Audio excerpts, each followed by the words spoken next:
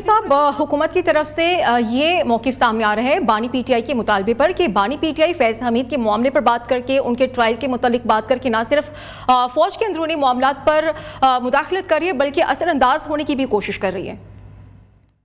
बिस्मिल्लाहिर्रहमानिर्रहीम, बहुत शुक्रिया। देखें, बानी पीटीआई इमरान खान साहब की जो पहली स्टेटमेंट थी फैज़ हमीद साहब की तहवील में लिए जाने के बाद, उसमें उन्होंने बड़े वाज़े कहा था कि पाकिस्तानी फौज का जो इंटरनल एहतसाब का मामला है जी, वो उनका राइट है कि वो अपने किसी भी इतने बड़े रैंक के ऑफिसर को अगर उन्होंने तहवील मिल गया तो यकीनन उनके पास उसके सबूत होंगे।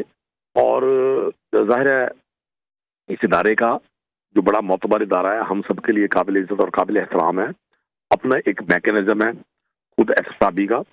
माजी में भी अफसरान के हवाले से बहुत सारे फैसले होते रहे, कुछ जिन लोगों पर कोई जुर्म साबित हुआ उनको सजाएं भी हुई, जॉब से टर्मिनेशन भी हुई।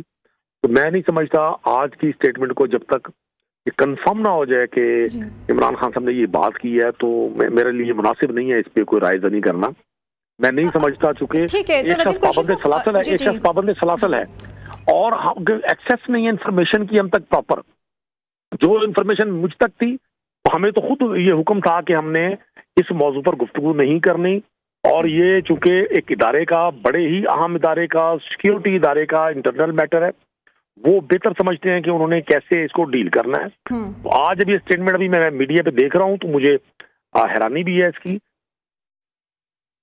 ठीक है, अली राशिद साहब, आप सुन पा रहे हैं तो बताइएगा कि बानी पीटीआई की तरफ से जो ये तजवीज़ सामने आई है, वो ये कह रहे हैं कि मिलिट्री कोर्ट में उनका जो फैज़ हमीद का ट्रायल है वो मिलिट्री कोर्ट में ही होना चाहिए, लेकिन मीडिया को भी रसाई दी जानी चाहिए। आप क्या कहेंगे सर? औज़ुबिल्लाहि मिनश्शैतानिर्रजीम, बिस्मिल्लाहिर्रहमानिर्रहीम।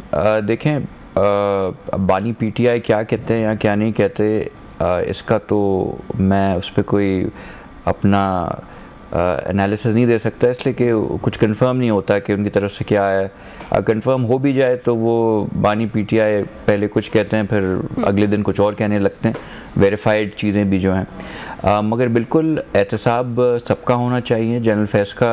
अगर उनको देखें, ये भी हम याद रखें कि ये स्टोरी कहाँ से हुई। टॉप सिटी के जो मालिक हैं, उन्होंने एक सुप्रीम कोर्ट में दरख्वास्त दी कि जनरल फैज़ ने उनके साथ नाजायज़ कुछ किया। फिर सुप्रीम कोर्ट ने इसका नोटिस लिया और आर्मी को कहा कि इस चीज़ को इन्वेस्टिगेट करें।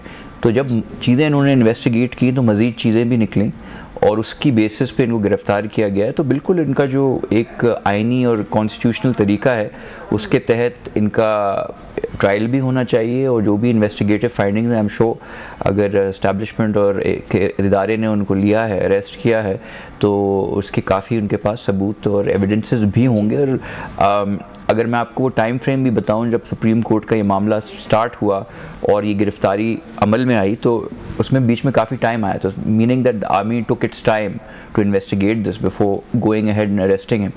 तो ये सब चीज़ें हैं। अब मीडिया को वहाँ एक्सेस दिया जाए नहीं दिया जाए, I am not too sure about that कि वो करना चाहिए या नहीं करना चाहिए, बट बिल्कुल इन्फॉर्मेशन के अगर एक्सेस नहीं भी दें तो at least what's going on in the case should be public knowledge and we should find out.